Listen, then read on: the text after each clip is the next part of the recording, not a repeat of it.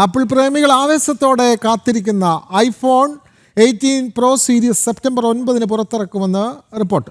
ഡിസൈനിൽ വലിയ മാറ്റങ്ങളില്ല എങ്കിലും ഏറ്റവും വലിയ അപ്ഗ്രേഡുകളുമായാണ് പുതിയ പ്രോ മോഡലുകൾ എത്തുന്നത്. എന്നാൽ പുതിയ മാറ്റങ്ങൾക്കൊപ്പം ഉപഭോക്താക്കൾക്ക് വിലയിലും വൻ വർധനവ് പ്രതീക്ഷിക്കേണ്ടി വരും.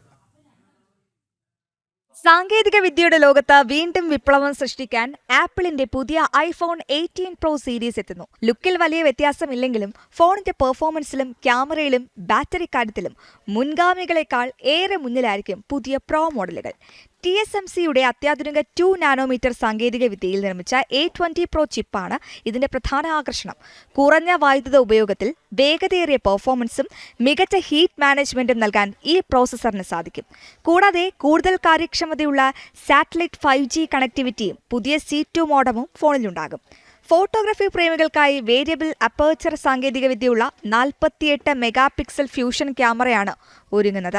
പ്രകാശത്തിന്റെ അളവ് കൃത്യമായി നിയന്ത്രിക്കാനും കുറഞ്ഞ വെളിച്ചത്തിലും പോർട്രേറ്റ് ഷോട്ടുകളിലും വിസ്മയിപ്പിക്കുന്ന വ്യക്തത നൽകാനും ഇതിന് കഴിയും. വലിപ്പമേറിയ ക്യാമറ മൊഡ്യൂളും മെച്ചപ്പെട്ട ടെലിഫോട്ടോ ലെൻസും മികച്ച സൂമിങ്ങും ഇത് ഉറപ്പു നൽകുന്നു.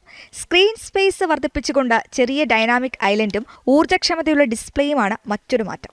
ഐഫോൺ 17 പ്രോയുടെ ആരംഭ വിലയായ 1,34,900 രൂപയെക്കാളും പ്രോ മാക്സിന്റെ 1,49,900 രൂപയെക്കാളും ഉയർന്ന തുക നൽകേണ്ടി വരുമെങ്കിലും ഒരു മികച്ച അപ്ഗ്രേഡിനായി കാത്തിരിക്കുന്നവർക്ക് ഐഫോൺ 18 പ്രോ നിരാശ സമ്മാനിക്കില്ല.